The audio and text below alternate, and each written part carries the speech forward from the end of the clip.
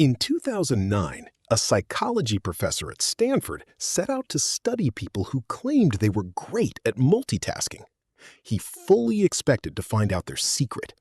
Instead, he found something that should worry every single one of us watching screens right now. The professor's name was Clifford Nass. He and his team gave 262 students a questionnaire to sort them into two groups: heavy multitaskers and light multitaskers. The assumption going in was simple.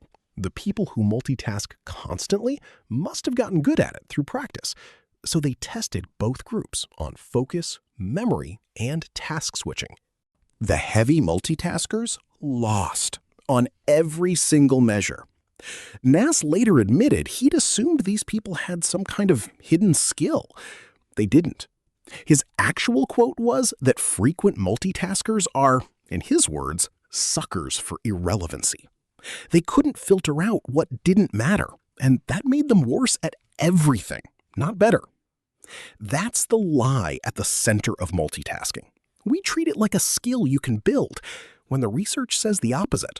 The more you practice it, the worse your filter gets. Here's something almost nobody knows. The word multitasking wasn't invented for humans. It came from computing in the 1960s, describing how a single processor could rapidly switch between programs. Back then, that switching speed felt revolutionary. But here's the catch. Even computers aren't truly doing two things at once. They're alternating, just so fast it looks simultaneous. Somewhere along the way, that word got borrowed for people, and the meaning quietly flipped from one resource handling tasks in rapid sequence to one person doing multiple things simultaneously. Those are not the same thing. And unlike processors, human attention doesn't switch for free. Think about a juggler. It looks like three balls are in the air at once. They're not. Each ball is caught and thrown in rapid succession, one at a time. Researchers call this task switching, and it's exactly what your brain does when you multitask. Every switch costs you twice. First, the decision to switch, and second, the slower part, reloading the mental rules for the new task. University of Michigan researcher Dr. David Meyer studied this switching cost directly. His finding? Simple tasks might only cost you 25% extra time when you switch between them. Complex tasks?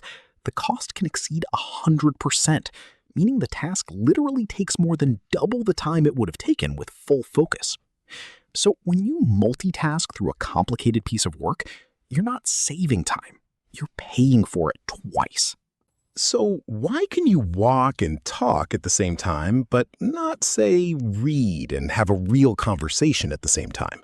It comes down to channels. Your brain processes different types of input in different regions, so two simple, low-demand activities that don't compete for the same channel can run side by side without conflict. Walking and talking don't fight for the same mental real estate. But focus itself only happens in one place, your prefrontal cortex, the brain's spotlight. You can shine that spotlight on two things, which researchers call divided attention. But the moment a task gets complex enough to need the spotlight, you can't have two spotlights running at full strength. Something always dims. This is exactly why a phone call while driving is dangerous, even hands-free. Picturing what someone's describing engages your visual cortex, the same channel you need to actually see the road. You're not tuning out. Your visual processing is genuinely being shared, whether you notice it or not. This isn't just an office productivity issue. It has real, measurable costs. Distracted driving has been linked to roughly 16% of all traffic fatalities and close to 500,000 injuries every year in the U.S., according to investigative reporting that won a Pulitzer Prize in 2009. Even a simple phone conversation while driving can cut your situational awareness by close to 40%, comparable to driving while impaired. At work, the picture isn't much better. Researchers estimate the average knowledge worker gets interrupted roughly every 11 minutes, and then spends nearly a third of the workday just recovering focus after each interruption. Stack that up across a career, and the lost hours are staggering. So if multitasking isn't actually possible, what is? Single tasking. Identify the one thing that matters most right now and give it your full, undivided spotlight. Not because distraction makes you a failure. Distraction is completely normal. Everyone's brain does it. But because results come from focus, not from splitting yourself 3 ways.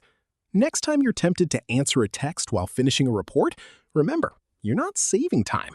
You're trading one finished thing for 2 half-finished things. If this shifted how you think about your to-do list, subscribe. I'm breaking down one focus principle like this every week. And drop a comment. What's the one thing on your plate today that deserves your full attention? Quick recap, because this study deserves it. This wasn't a casual survey. It was published in the Proceedings of the National Academy of Sciences in 2009, led by researchers Ophir, Nass, and Wagner at Stanford. 262 students were sorted into heavy and light media multitaskers, then tested across several controlled cognitive tasks. The heavy multitaskers lost on nearly every front. They were more easily distracted by irrelevant information, worse at filtering out things that didn't matter, and weaker specifically at task switching, the one skill you'd assume they'd have mastered. The researchers' own conclusion was blunt. Heavy multitaskers seem to be sacrificing performance on their main task just to let more information in. In short, more multitasking didn't build the skill. It broke the filter.